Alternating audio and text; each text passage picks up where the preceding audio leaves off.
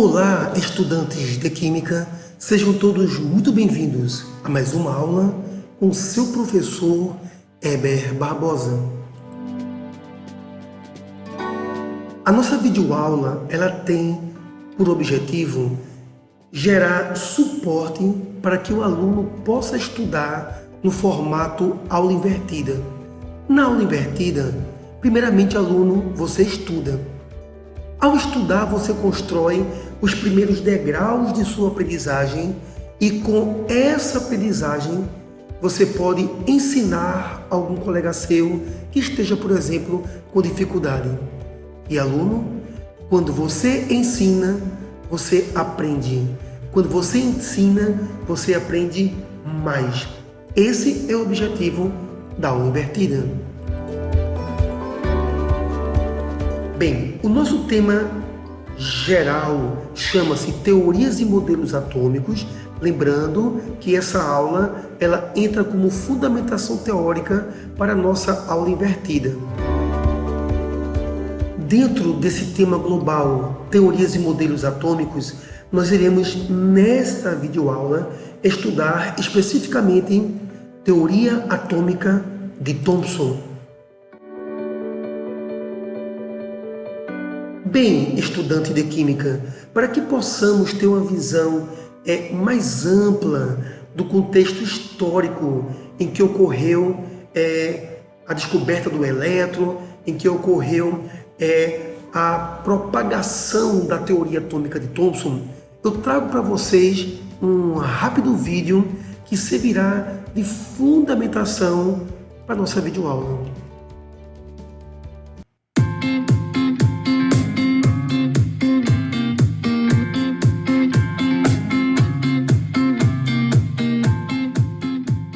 No século XIX, inúmeros cientistas estudavam o fenômeno de condução de eletricidade nos gases. Em sua grande maioria, as pesquisas envolviam a aplicação de alta tensão em tubos de vidro preenchidos por gases, providos de terminais em suas extremidades denominadas ânodo. Esses tubos de vidros preenchidos com gases é aquilo que hoje nós podemos chamar de lâmpadas elétricas, ok? É fundamental você entender que esses tubos de vidro, eles eram constituídos por duas extremidades.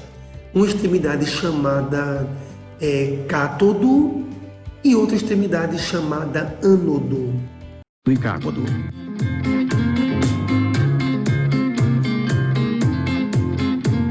Durante a execução dos experimentos, os cientistas perceberam um fato inesperado. A corrente elétrica era indicada no amperímetro mesmo quando havia apenas gás rarefeito no tubo. Querendo descobrir por que esse fenômeno ocorria, no ano de 1875, o físico-químico Hiram Crookes construiu um tubo curvo, produziu um certo grau de vácuo em seu interior e aplicou alta tensão em suas extremidades.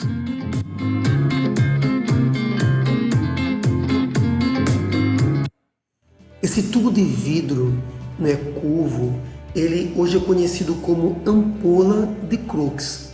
E essa ampola ela foi utilizada para se estudar uma emissão, alguns raios que justamente partiam do cátodo desses tubos de vidro. Em função do fato desses raios partirem do cátodo, eles foram chamados então de raios catódicos. Então aqui nós temos a ampola de Crookes, que foi utilizada para o estudo dos raios catódicos.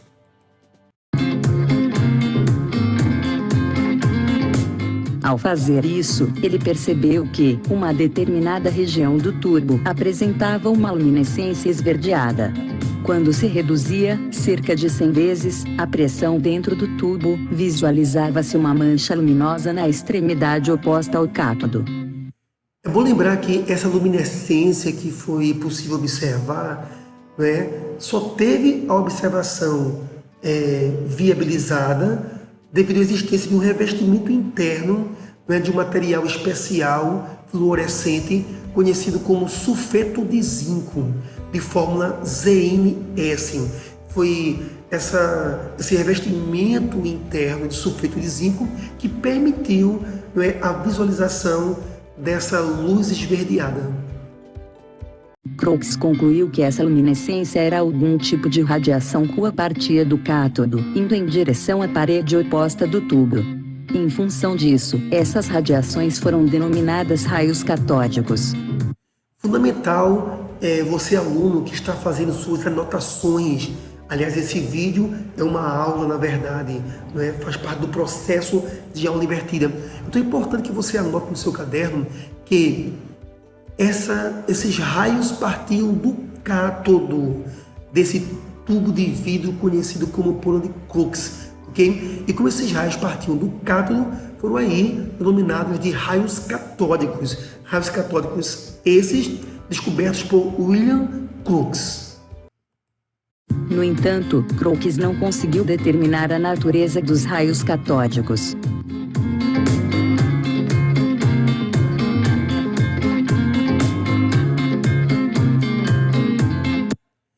Bem, então até aqui o que você ouviu no vídeo foi apenas que o cientista William Crookes, ele construiu uma ampola de vidro, uma lâmpada, não é? E com o estudo dessa ampola, com as observações, foi possível perceber que da extremidade chamada cátodo daquela ampola partia, não é, uma luminosidade, partiam alguns raios que foram chamados raios catódicos. É bom lembrar que o William Crookes ele não conseguiu determinar a natureza desses raios catódicos, cabendo então a J.J. Thomson o estudo aprofundado dos raios catódicos, como veremos na sequência deste vídeo. No ano de 1887, o inglês J.J. Thomson realizou novas experiências que o levaram a concluir que os raios catódicos se propagavam em linha reta, pois originavam uma sombra quando um objeto era colocado no interior da ampola. Os raios catódicos, ao baterem em uma ventoinha mecânica colocada dentro do tubo, a faziam girar. Sendo assim, os raios catódicos possuíam massa e, consequentemente, eram matéria. O feixe de raios catódicos era repelido por um campo elétrico negativo, portanto os raios catódicos apresentavam carga elétrica negativa.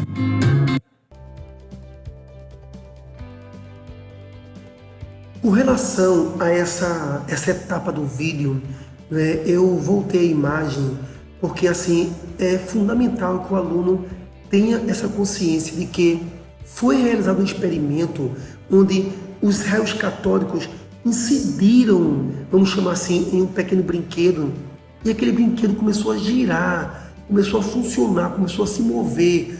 Ora, se os raios catódicos fossem apenas luz, dificilmente haveria esse movimento observado no vídeo. Então, esse momento do experimento foi importante para que Thomson percebesse que os raios catódicos não eram apenas uma luz, mas seriam partículas, corpúsculos que estavam empurrando aquele pequeno brinquedo dentro do tubo. Um outro ponto importante do vídeo é justamente a observação dessa curvatura sofrida, não é, pelos raios, ok? Aqui você tem uma placa metálica carregada negativamente, uma placa com carga negativa, exercendo uma repulsão sobre os raios catódicos, indicando que esses raios catódicos eles têm carga elétrica e essa carga é negativa. Então Thomson percebe anteriormente que os raios, na verdade, são corpos, são partículas, e agora percebe que as partículas têm carga negativa. Estamos caminhando para a descoberta do elétron.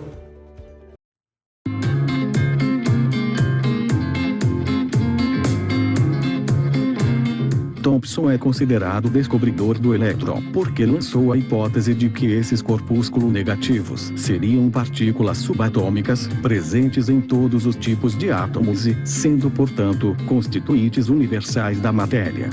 Diante de sua descoberta, Thomson propôs uma representação do átomo como uma esfera positiva. encrustada por pequenas esferas negativas, que seriam os elétrons.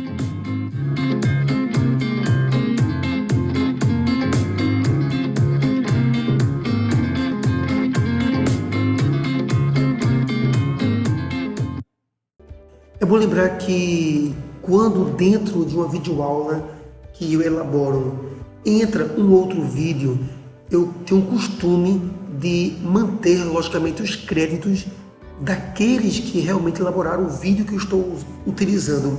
Então, esse vídeo que foi utilizado aqui pertence ao projeto E-Química, ok? Que é um projeto da Unesp, da Universidade Estadual de São Paulo, ok? Do Instituto de Química.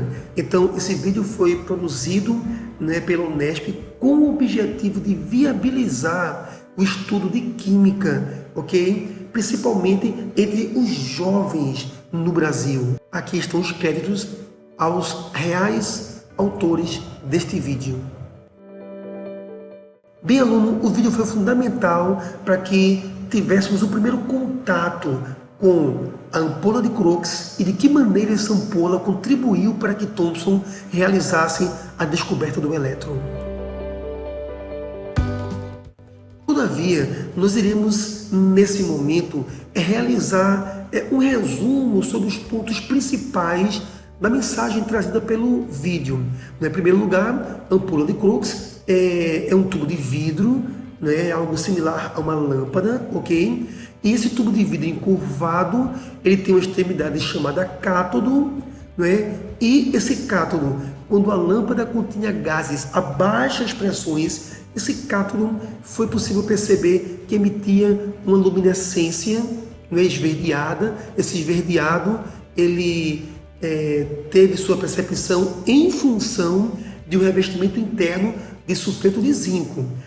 Foi o revestimento de sulfeto de zinco que deu esse aspecto esverdeado aos raios catódicos, ok? Então, nós temos aqui os raios catódicos, que tem esse nome porque são emitidos pelo cátodo da lâmpada, lâmpada essa conhecida hoje como ampola de Crookes, de William Crookes.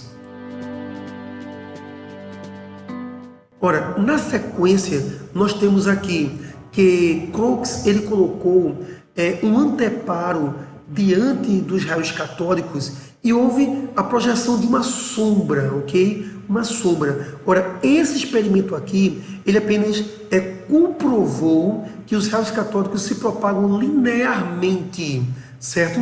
Então, foi um dos experimentos feito por Thomson. Um outro experimento realizado por Thomson, ele colocou um dispositivo que teve uma movimentação quando sofreu a incidência dos raios catódicos. E esse movimento é que mostrou a Thomson que os raios catódicos, na verdade, eles teriam corpo, teriam massa, seriam partículas. Então, ao incidirem sobre uma ventoinha, os raios catódicos produziram o movimento do objeto. Ou seja, esses raios apresentam massa. Conclusão de Thomson. Em seguida, você observa aqui que Thomson ele fez com que os raios catódicos tivessem a possibilidade de se propagar entre placas metálicas carregadas positivamente e negativamente. E você observa que submetidos às placas positivas e negativas, os raios sofreram um desvio no seu percurso em direção à placa positiva, indicando então que esses raios, que já se sabia que eram partículas, seriam então partículas de carga negativa. Sob a ação do campo, os raios catódicos são atraídos para o polo positivo. Esses raios então apresentam carga positiva, conclusão de Thomson. Então, Thomson, baseado nessa sequência de experimentos, conclui que os raios catódicos eles são partículas de carga negativa. A essas partículas foi dado o nome de elétrons. Então, em síntese, certo? A teoria atômica de Thomson traz o seguinte. Ora, Thomson ele descobriu que haveriam partículas menores que o próprio átomo, ok? E como todo o comportamento da matéria na época de Thomson já se acreditava que estava associado ao átomo, então essas partículas minúsculas, menores que o átomo, Thomson ele afirma que são partículas que integram o próprio átomo. Perceba que aqui já há uma diferença da teoria atômica de Thomson para a teoria atômica de Dalton, porque Dalton não admitia a existência de subpartículas dentro do átomo. Sendo assim, Thomson ele abriu a era do conhecimento, das descobertas das subpartículas atômicas, ok? Então, Thomson já admite que há uma divisibilidade no átomo, ok? Então aqui nessa figura com cores fantasia, ilustrativas, essa parte laranja é toda uma carga positiva, certo? E Thomson teve que propor que o átomo teria uma massa positiva para poder explicar a neutralidade do átomo. Porque quando Thomson diz que o elétron faz parte do átomo e o elétron é negativo, para explicar a neutralidade do átomo, Thomson então afirma que o átomo em si é uma esfera com carga positiva. Atenção, aluno, é fundamental que você não gere a errada conclusão de que esse sinal de mais, repetido várias vezes aqui, não gere a conclusão de que Thomson quer dizer que havia várias cargas positivas. Não. Na visão de Thomson, aqui com cores ilustrativas, essa parte laranja seria então o átomo com carga positiva. É bom lembrar que Thomson ele não fala da existência de prótons dentro do átomo, ok? A carga positiva seria o átomo que é uma esfera positiva. E essa esfera positiva que é o átomo é neutralizada pelas diversas cargas negativas incrustadas nesse átomo, ok? Estou deixando bem claro que Thomson afirma que o átomo tem uma carga positiva que é neutralizada por muitas partículas negativas chamadas de elétrons.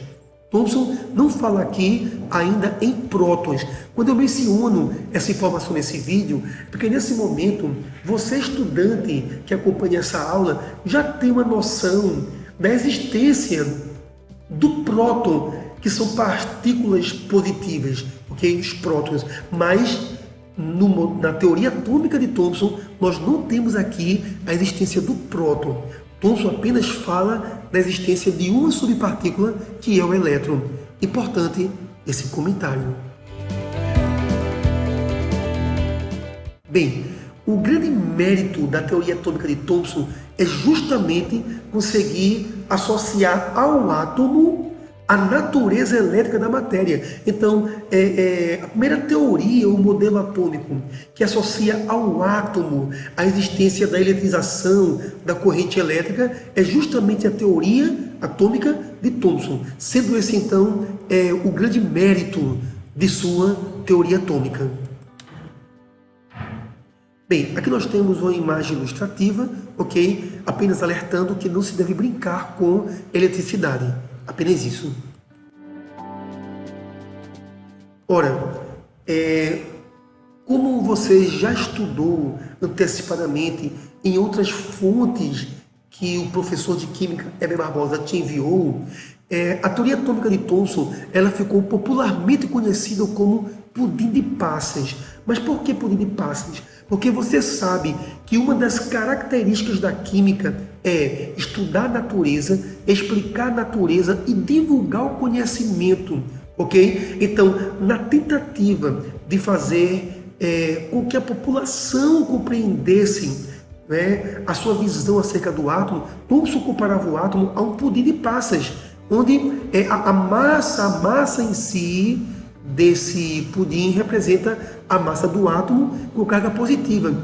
E essas passas impregnadas dentro do pudim seriam os elétrons com carga negativa, garantindo a neutralidade do átomo, ok? Então, a teoria do pudim de passas é a maneira popular como ficou conhecida a teoria atômica de Thomson, em função do fato dele usar esse perfil de explanação, de explicação, para produzir compreensão acerca da sua visão sobre a teoria do átomo.